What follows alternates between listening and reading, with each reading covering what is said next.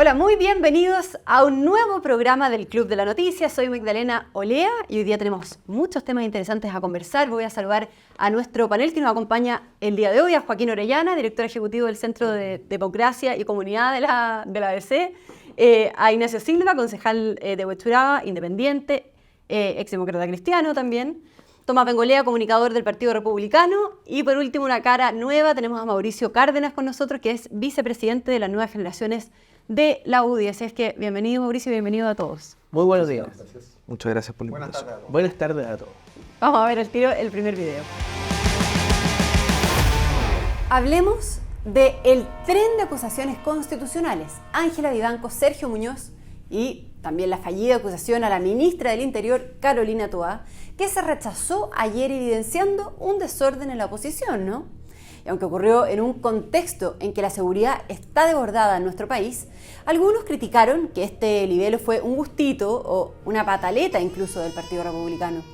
Ahora, el próximo martes 15 de octubre el Senado deberá votar la acusación contra los supremos Vivanco y Muñoz.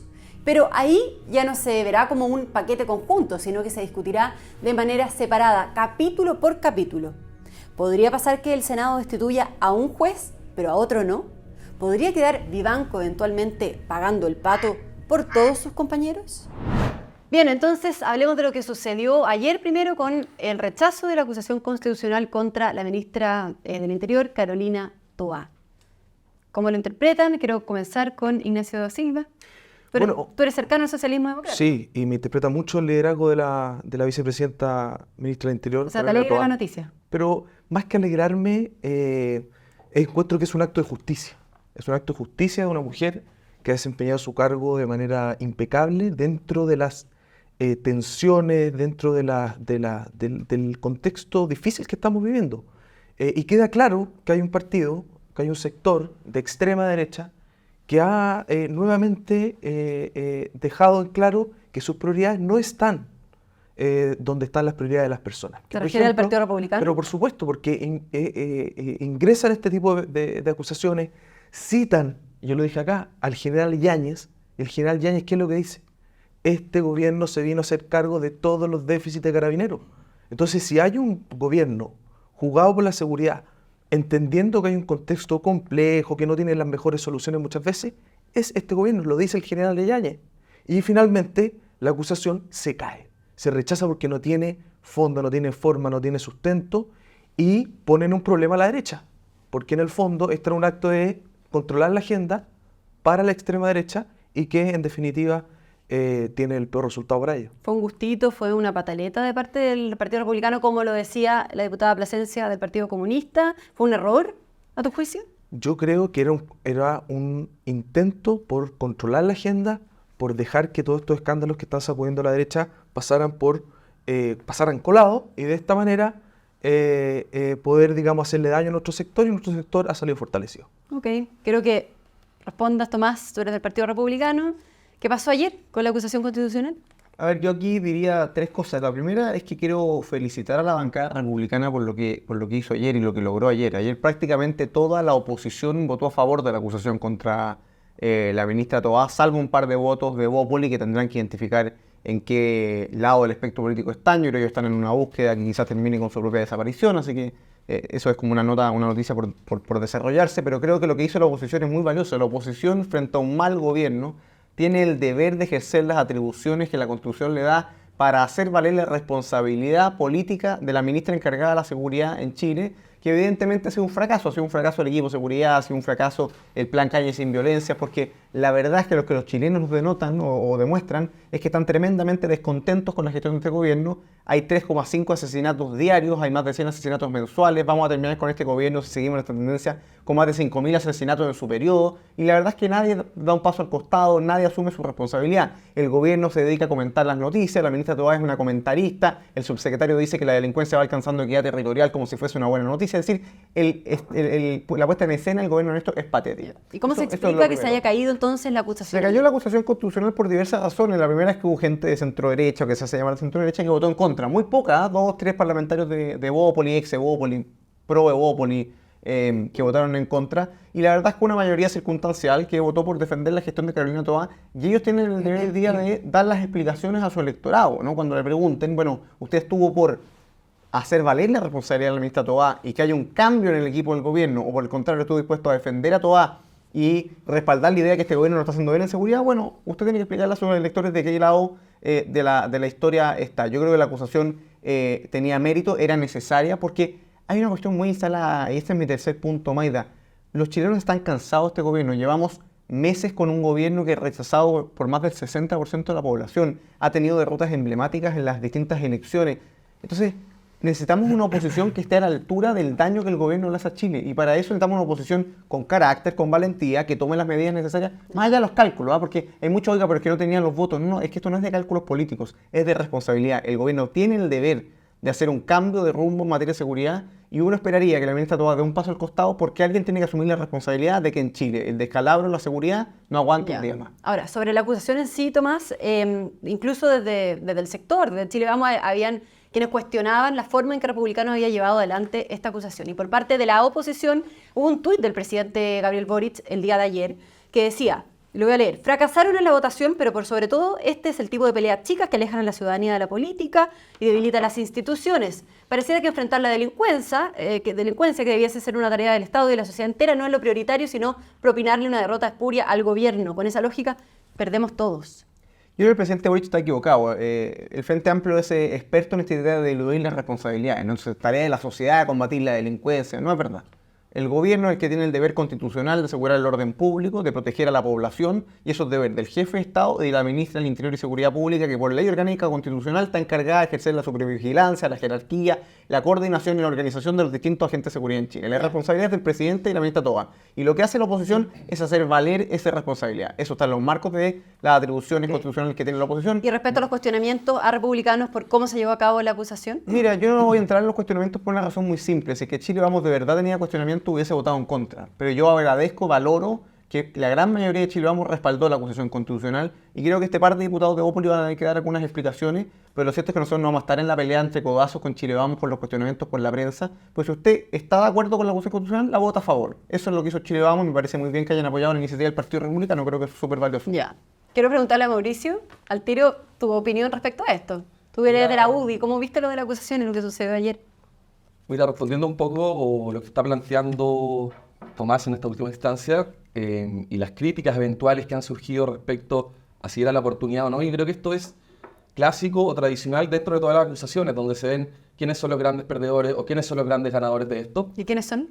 Yo creo que acá los grandes perdedores son los chilenos. Acá, más allá de si se aprueba o no una acusación constitucional, la ministra Toá sigue siendo responsable, sigue siendo la encargada en materia de seguridad, sigue siendo responsable también de la ejecución de muchas políticas públicas y de impulsar una agenda también que le haga sentido a los chilenos. Acá se plantea también por parte de la izquierda que pareciera que esto no es un tema prioritario, pero acá estamos hablando de una acusación constitucional que versaba precisamente sobre la materia que es más importante para los chilenos hoy en día, que es la seguridad pública.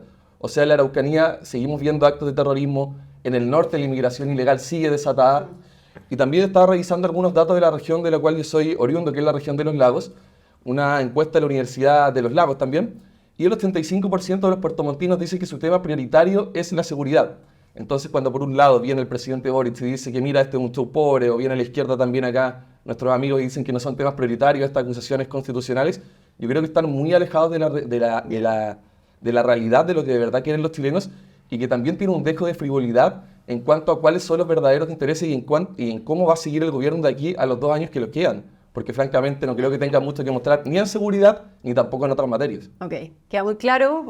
Joaquín, ¿tú cómo miras el tema de la acusación constitucional a Carolina Toá? Mira, toda acusación constitucional es un instrumento, como decía Tomás, que está sujeto a nuestro marco constitucional que nos permite de alguna manera ejercer la rendición de cuentas a las autoridades del Ejecutivo, en este caso del Parlamento. O sea, tenía mérito.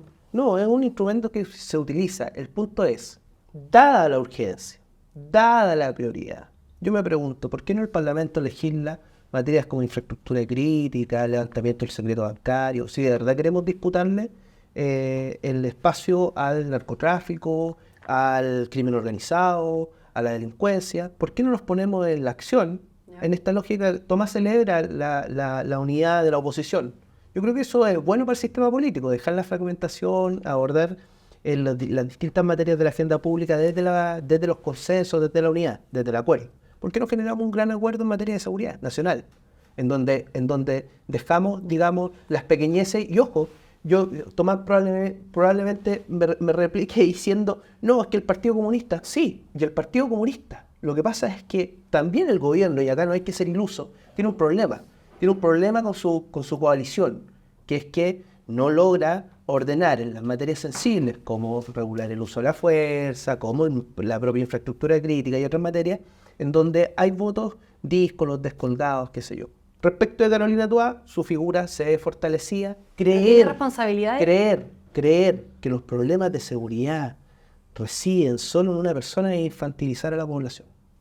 Y eso es un error por parte de los partidos políticos. Creer que los problemas de seguridad se acaban con la expulsión de Carolina Toá de su rol como ministra del Interior es un error. O sea, porque ¿me no es parece así. bien que se haya rechazado la Me parece súper bien que se haya rechazado, pero no me parece bien que no avancemos en estas otras materias. Te fijas en estas discusiones que son las necesarias para enfrentar la urgencia de una crisis de seguridad que está desbordada. Así, mira, lo que no puede pasar, Maita, es que nosotros normalicemos las cifras que daba Tomás.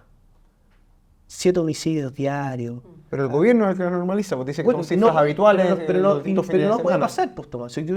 Yo en esto no estoy defendiendo al gobierno, estoy diciendo que enhorabuena no se aprobó la acusación constitucional porque creo que expulsando a Carolina Toá de su rol no se arregla nada. Es más, se profundiza la crisis.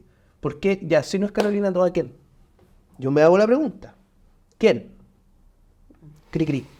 Pero ¿quién es el responsable directo de la seguridad en este país? La ministra del Interior y el Si tú presidente. consideras que esta es una buena pega, Siempre se puede hacer mejor, Mauricio. Siempre Bien, se puede pero esa hacer no es la mejor. respuesta por el Siempre fondo. se puede hacer mejor. Pero ojo, el dato que da Ignacio, cuando tú tienes a un director general de Carabineros recién salido, ¿no? Que además tiene un rol notable en recuperar la reputación de la institución después de las bajas cifras que gozaba Carabineros en materia de respaldo ciudadano, que logran instalar en el relato de la discusión pública una institución policial que se estaba fortaleciendo. Te dice, ¿sabe qué? El gobierno en verdad se ha preocupado. En verdad este gobierno nos ha ayudado con transferencias de recursos, sin ser militante, ¿ah? O sea, viene de ser el número 1 de la institución policial, quizás más importante y relevante para los chilenos en el día a día. Entonces, cuando te lo dice, uno dice, mira, cuando el general Yáñez te dice esto, uno dice, mira, en verdad, pareciera que si sacamos a Carolina Toá de su rol, no solo estamos profundizando, estoy hablando de la derecha, ¿no? No solo estamos profundizando la crisis de seguridad, sino que además fortalecemos a una potencial candidata presidencial. Entonces Oye, está llena de claro. contradicciones en Ahora, la argumentación de la derecha. Pero creo. es que aquí hay muchas cosas que se dicen así como a la pasada, que son tremendamente irresponsables. Pues primero, se dice esto de que es una forma de defender al gobierno, soterrada, muy de C, ¿no? Muy así como que estoy defendiendo al gobierno, pero que no se note. Somos parte del oficialismo, pero no estamos en el gobierno, toda esa cosa así como medio enredada. Cuando se dice que aquí el problema de seguridad se resuelve aprobando leyes, inmediatamente se está diluyendo la responsabilidad que el gobierno tiene de tomar medidas que se pueden tomar hoy día con la legislación vigente. Cuando se le pide un acuerdo nacional por la seguridad, no es casualidad que todos nos acordemos de que había una mesa de seguridad instalada entre las fuerzas de oposición y el gobierno. Y el presidente Boric lo que hizo fue pegarle una patada a la mesa, decretando 13 indultos un 31 de diciembre en la noche, liberando delincuentes. Es decir, aquí se dicen muchas cosas sin asumir la responsabilidad porque el gobierno ha hecho sus intentos, la oposición ha estado dispuesta a sentarse a la mesa.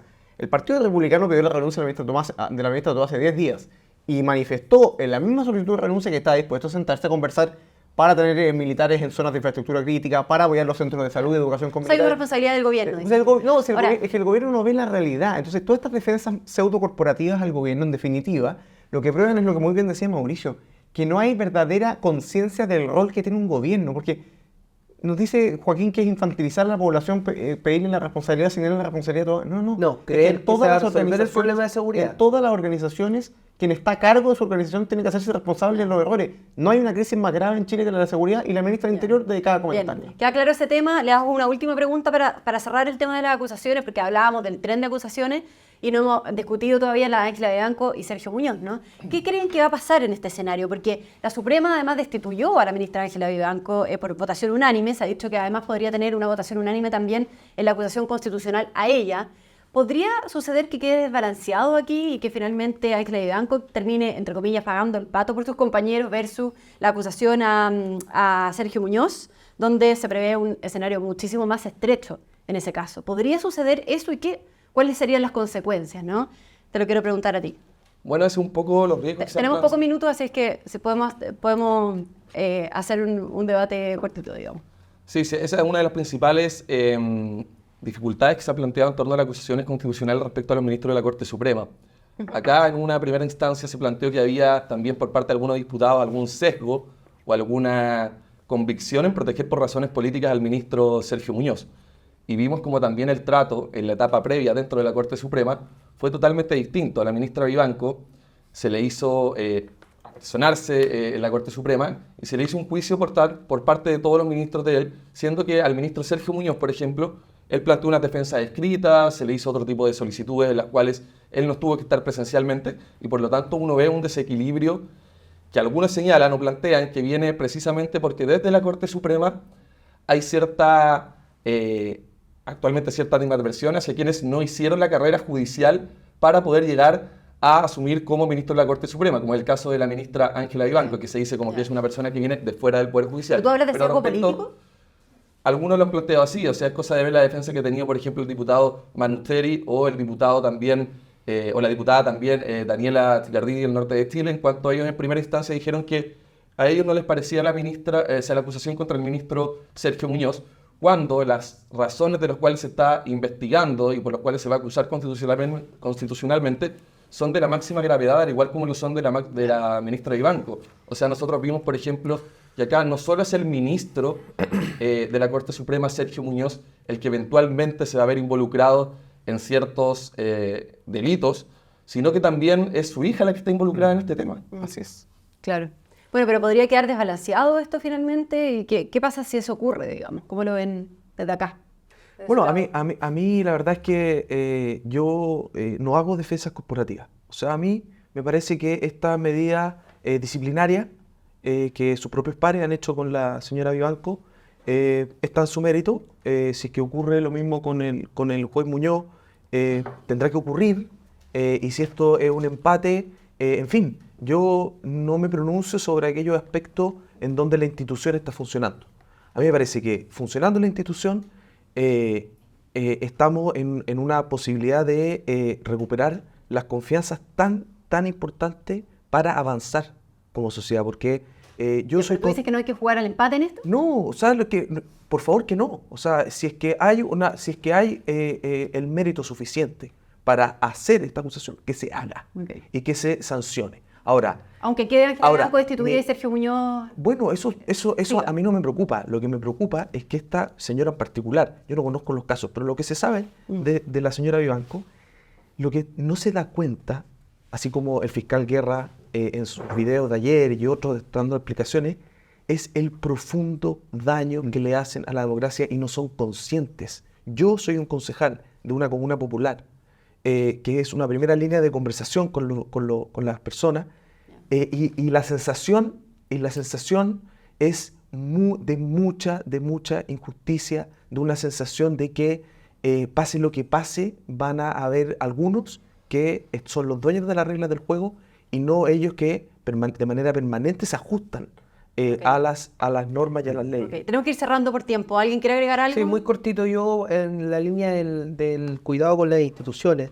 A mí me parece un error que la Cámara haya decidido votar en paquete la acusación constitucional de la ministra Vivanco y el ministro Muñoz, más allá de los Pero no ahora, méritos. digamos, ahora se va a votar capítulo. Ahora va, pero hago el llamado de atención porque hay una reputación institucional, un desempeño de las instituciones que es necesario cuidar en la lógica de que el mismo recuerdo de la democracia, ¿no? Porque estos casos de alguna manera le pegan a la reputación del sistema de gobierno que nosotros hoy día tenemos, que es la democracia y que tenemos que cuidar. Entonces, cuando la Cámara decide votar en conjunto dos cuestiones que son distintas, más allá del mismo instrumento, pero las acusaciones son distintas, sí. las personas son distintas, ahí hay que tener mucho ojo porque se sienta un precedente respecto del futuro. O sea, el día de mañana una oposición va a poder hacer una acusación constitucional a ministros y votar en paquete. O sea, Ahora, el a Senado en ministros, todo caso está obligado a votarlas por Sí, separado. el Hay un sí, control exacto. evidente. pero, Ahora se pero va de a nuevo el votar separado. Senado salvando, ¿no? ¿Te fijas? De nuevo el Senado salvando una cuestión, una exposición innecesaria de la Cámara, ¿te fijas? Ok. Entonces, en eso hay que tener ¿Quería cuidado. agregar Yo algo? creo que haría simplemente Muy un rápido. llamado a la izquierda muy breve, pero yo creo que la izquierda y a los senadores de izquierda tienen que actuar con responsabilidad y pensando en lo que es mejor para el Estado de Derecho de Chile. Hay muestras suficientes de que el rol del ministro Muñoz, el caso de Banco es claro que probablemente hay mérito para acusarla constitucionalmente, ya fue removida por sus pares y ahora hay que ver si es que hay mérito y yo creo que los va a haber porque lo que se ha conocido de Banco es tremendamente inaceptable. Pero yo hago un llamado a los senadores de izquierda a que actúen con responsabilidad, con compromiso en el Estado de Derecho y no voten las acusaciones en función de la cercanía ideológica que tengan o no con los ministros.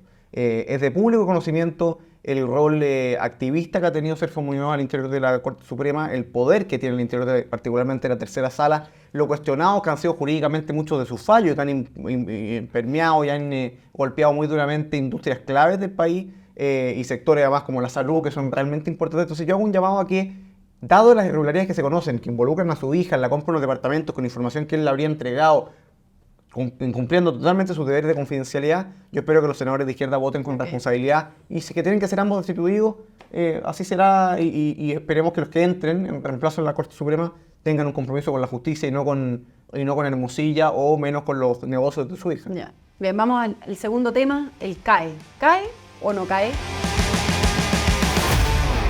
Ahora sí que cae el CAE. Terminar con el crédito con aval del Estado fue una de las banderas de lucha de las movilizaciones estudiantiles de 2011 que tenían entre sus rostros figuras como el hoy presidente Gabriel Boric, quien ahora tras más de 2 años en el poder anunció el fin del CAE y propuso un nuevo sistema público para financiar la educación superior, el FES, que se ha dicho tendría similitudes al proyecto presentado por el expresidente Piñera. Pero este proyecto ha enfrentado numerosas críticas, incluidas las de rectores universitarios, como Carlos Peña, Federico Valdés e Ignacio Sánchez, y también críticas de exministros como Harald Beyer, como Gerardo Varela o José Joaquín Brunner, con lo que se ha dicho va a ser difícil que esto genere consenso. ¿Logrará este proyecto ver la luz o este nuevo CAE caerá por su propio peso? Bien, entonces la pregunta está planteada. ¿Qué opinan de este anuncio que hace el presidente Gabriel Boric esta semana sobre el CAE y este nuevo sistema de educación? Quiero comenzar con Mauricio. Mira, yo creo que más que un anuncio, este es un ofertón del presidente Boric a 2 semanas de las elecciones municipales, de la cual ya estamos acostumbrados. Recordemos que la vez pasada, cuando el Consejo Constitucional hizo una propuesta de nueva constitución y había que votar a favor o en contra 2 semanas antes, también hizo un anuncio en ese sentido. Un anuncio que a mí me parece un total descriterio, porque no hay un análisis técnico serio respecto a lo que de verdad y cómo se va a financiar este proyecto de ley, de lo cual aún conocemos muy poco, pero sí hemos visto ciertos elementos que incluso, como dicen en la nota, ciertos rectores de determinadas universidades han salido a criticar duramente el proyecto en cuanto a que merma de una u otra manera la autonomía de las universidades, fija aranceles también, que lo que implica es que va en total deterioro de la educación superior, el desarrollo de la investigación en las universidades, un poco ligado a cómo es y la discusión que se centró respecto al proyecto de educación gratuita universal o educación gratuita al 60%, y por tanto a la espera de ver qué es lo que ocurre respecto a los detalles del proyecto, sí creo que llega en un mal momento, sí creo que es un ofertón electoral, sí creo que también deja un poco de populismo, una muestra más, y muestra por supuesto el estado crítico en el cual se encuentra este gobierno y lo poco que tiene que ofrecer tanto en la materia de educación como también en la materia de seguridad que estábamos hablando anteriormente. Es populismo, dices tú, ofertón electoral, a puertas de las elecciones de octubre. A 2 octubre. semanas de las elecciones, y al final acá lo que se hace es, el presidente Boric le está hablando a un nicho al cual le hizo una promesa de campaña que no va a cumplir nuevamente, por tanto es un engaño. Acá se habló de la condonación total del CAE cuando el diputado Boric y la bancada que hoy en día también está en la moneda de ministros como Camila Vallejo, Carlos Cariola, Giorgio Jackson, que también estuvo, que iba a ser una condonación del 100%. Y en los hechos lo que vemos es que solo 75.000 personas se van a ver beneficiadas de un universo de entre 700.000 y 800.000 personas que son deudores del actual CAE. Claro. ¿Está cometiendo un error con este anuncio? No se está cometiendo un error, se está haciendo justicia con algo que estaba establecido en el programa de gobierno. Una promesa, dices tú. Sí, pero hay algo que es muy importante.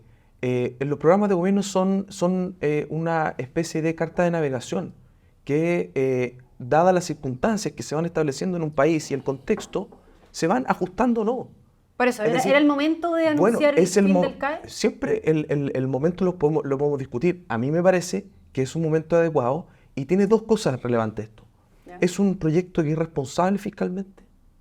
Es un proyecto que además tiende puentes con la centro-derecha, en este caso con las similitudes que podría haber tenido el anuncio en algún momento Con el del presidente Piñera.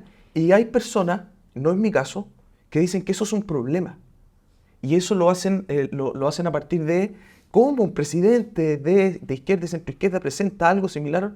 Pero si esa es la gracia de dirigir un país, de comprender. Ahora, mi punto, no, pero déjame decir, lo que yo creo es que eso es una buena noticia. Y eso nos va a llevar a que podamos establecer por fin el diálogo. Y eso quiere decir que esta es una oportunidad, y ojalá otras, en materia de seguridad, en materia de pensiones, de ponernos de acuerdo con la derecha en algunas cosas fundamentales para las personas. Y solo con Pero esto rectores universitarios, expertos, exministros, en general hay consenso de que este es un mal proyecto y bastante consenso de acuerdo a los argumentos que se han dado de por qué afectaría o generaría un efecto colateral en el sistema universitario. El objetivo de este plan es aliviar económicamente a aquellos que están con una mochila muy pesada y también reconocer a quien ha sido responsable y se han mantenido al día. Pero respecto a las críticas. Yo lo que creo es que hay que hacerse cargo de las críticas. Si hay críticas, hay espacios de mejora y tendrán que hacerse las mejoras. Claro, el proyecto ya se dio. Bueno, pero yo lo que digo es que si hay algún espacio de diálogo, de mejoras, siempre tiene que haber. Lo que yo encuentro una buena noticia es que hay un espacio en la derecha que ya lo hizo. Si la derecha respeta a su expresidente, debiese tomar en consideración este proyecto y decir, bueno, ¿cómo nos ponemos de acuerdo? Si eso es lo que están esperando los chilenos. Tomás, ¿hay un espacio en la derecha para tomar en cuenta este proyecto considerando que tiene similitudes con el del expresidente Piñera? A ver, tres cosas. Primero, que este proyecto de ley tenga similitudes con algún proyecto del presidente Piñera, a mí no me dice nada. De hecho, probablemente quiere decir que el presidente Piñera se equivocó en ese proyecto, como en tantos otros que se equivocó. Yo con el presidente Piñera tengo el mayor respeto con el presidente Piñera, pero políticamente tengo múltiples diferencias y varias de ellas públicas, así que la verdad es que se parezca al presidente Piñera no me mueve. No es un dato para ti. Me parece absolutamente irrelevante. No te conmueve. Dicho lo segundo, yo creo que hay que hablar en castellano. El presidente Boric prometió en su campaña presidencial la condonación universal del CAE.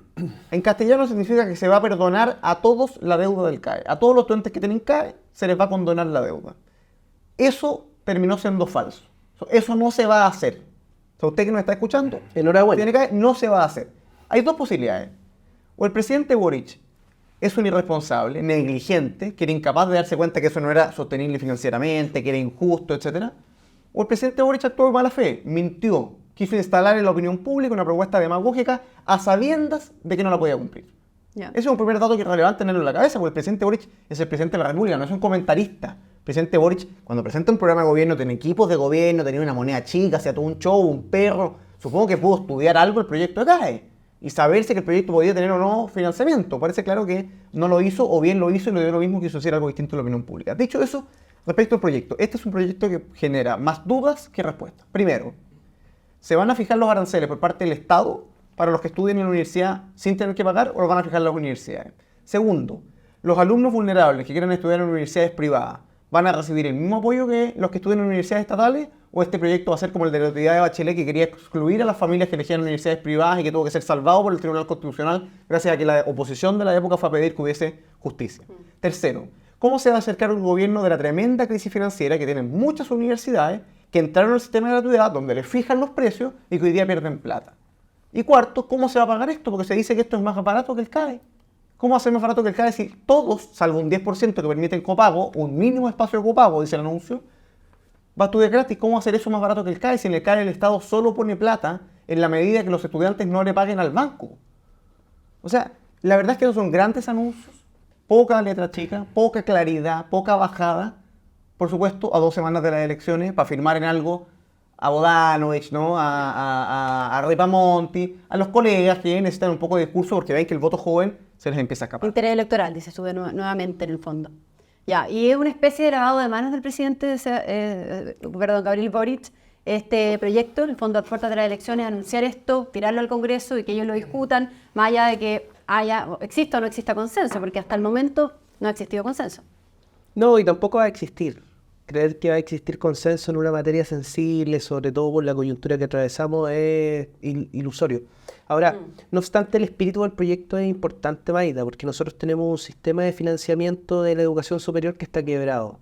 El problema del CAE lo fue hace 12 años, como decía Magdalena Piñera, lo es ahora, como dice el presidente Boric y el ministro Cataldo, y lo va a hacer en el futuro si no existe una solución, ¿ya? Entonces, el espíritu del proyecto yo lo rescato. Ya. Más allá de los pero tiempos. el fondo del proyecto, las críticas que se han dado... No, o sea, expertos, al plantear un nuevo sistema de financiamiento de educación superior es lo que necesita precisamente la educación superior. O sea, aquí nosotros tenemos, Tomás decía, el Estado pone plata en la medida en que los estudiantes dejen de pagar, casi por sobre el 80%. El Estado es el acreedor de la deuda del CAE. El CAE planteó una ventaja súper importante que es el acceso a estudiar, y eso permitió que Técnicamente el Estado asume la deuda, no es el acreedor es el que cobra. O sea, asume la deuda, disculpa, efectivamente, a eso me refería. Entonces, permitió una oportunidad para los estudiantes que ingresaban o que tenían el anhelo de la educación superior, pero con el tiempo lo que ocurrió fue que, dada la oferta de la educación superior, el premio por estudiar baja, ¿no? Entonces, los estudiantes se enfrentan al dilema, Maida, para terminar la explicación y que se entienda. Los estudiantes se enfrentan al dilema de: estoy estudiando con CAE, estoy estudiando una carrera que no es rentable para el futuro, abandono. Y ese es el gran problema que hoy día tiene el sistema de financiamiento de educación superior. No aquellos que estudiaron con CAE se remuneran y pagan las cuotas, ¿no? Son aquellos que abandonaron a mitad de camino la educación y que dejaron de pagar. Pero esta propuesta del presidente Gabriel Boric, ¿te parece que va en la línea correcta, Joaquín? A mí me parece que va en la línea correcta porque además recoge lo que decía Ignacio respecto de la propuesta del presidente Piñera, que Mauricio nos interpela, ¿no? ¿Y por qué no lo aprobaron? Yo también me pregunto lo mismo. Lo mismo me pasa en pensiones que llevamos 3 gobiernos, en donde existieron acuerdos y hoy día nos seguimos entrampados. ¿No es un lavado de manos del presidente Boric No, por las elecciones no tirar el proyecto del Congreso? Mira, no es un lavado de manos, Maida, porque por una simple razón. Puede estar sin agua en Magallanes, así que no sé. Por una simple razón, que es que el presidente tiene una obligación moral con su electorado, que es cumplir con su programa de gobierno. O sea, a mí no me parece raro que... ¿No es un tema electoral? O sea, yo creo que no. Pero no está cumpliendo con el programa de gobierno, ese es como el dato, veo. O sea, el programa de gobierno era condonar universalmente el CAE. Ahí en el fondo está el engaño. No lo cumplió. Porque, bueno, lo dijo Mauricio, 75.000 personas van a ver condonada su deuda. Pero es que El resto no. Pero El resto está repactando. Pero dame un segundo, Maida. Pero qué importante, porque al presidente le dan cuando cumple su programa, al presidente le dan cuando ajusta su programa, al presidente cuando reflexiona es un problema, al presidente cuando da una medida que va en la dirección contraria para generar, de lo que había dicho, para poder generar un Estado, porque consenso siempre está mal. Entonces yo lo único que pido, es una cosa muy pequeña, lo único que pido es que tengamos un espíritu distinto. Y cuando el presidente, y que lo dijo Sergio Vital el otro día a propósito de, es una buena noticia cuando alguien tiene un plan para ajustar, ¿cierto? En el caso de las municipalidades son los presupuestos municipales, que se van haciendo modificaciones, se piensa en una línea, por eso se presupuesta, y luego, durante el contexto que se va viviendo, se ajustan, se modifican, y eso quiere decir que habla bien de poder tener una persona que plantea un diseño. Y este es un problema que vamos a tener, entonces se va a discutir a lo mejor de otra manera en el futuro igual. Pero en el fondo lo que yo pongo sobre la mesa es que acá hay bastante consenso de expertos en educación de que este es un proyecto malo. Que hay que conocer el detalle, además, viene todo el trámite legislativo, o sea falta de informe de IPRES, de Ministerio de igual Hacienda. creo que respecto al espíritu hay un problema grave, porque ya se ha instalado por parte de los defensores de este proyecto, Asieras, y hay una retórica también muy ideológica. O sea, cuando nosotros con Tomás hablamos de los efectos que puede causar a propósito de los aranceles referenciales, de quién los fija, de la autonomía universitaria, vemos como una vez más el gobierno dice, mira, acá hay un espíritu y convoco a todos para que conversemos. desde la derecha siempre hemos estado dispuestos a conversar todos los temas en materia de seguridad, en materia de pensión, en este caso en materia de educación, pero siempre el gobierno lo primero que hace, y su bancada de diputados, y el Senado, y los presidentes de partidos, no, pero mira, las universidades privadas están haciendo mal esto, vamos a atacar la autonomía. Después el financiamiento o la fijación de arancel tiene que ir por parte del Estado. Y de a poco van vendiendo indicaciones a los proyectos de ley o a las narrativas que establecen en todos los debates de las materias legislativas, que van no solo en directa oposición a lo que nosotros podemos creer como sector de la derecha, como partidos que creemos en determinados principios, sino contrario también a lo que las personas están pidiendo hoy en día. O sea, por un lado vemos como el sueño refundacional del Frente Amplio, del Partido Comunista, sigue latente, y en cada proyecto de ley que dicen llamar a un diálogo transversal, siempre le meten ahí algunas cositas que hacen dudar no solo a nosotros, sino también a la mayoría de la población. Ok, tenemos que cerrar, pero les agradezco a todos ustedes por haber estado acá conversando de estos temas tan relevantes. Muchas gracias también a todos quienes nos sintonizan como siempre en estos programas. Y bueno, que tengan un muy buen fin de semana, ¿no? A todos. Chao. Que estén muy bien. Chao. Gracias. Chao. El Líbero, la realidad como no la habías visto. Haz que estos contenidos lleguen más lejos haciéndote miembro de la Red Líbero.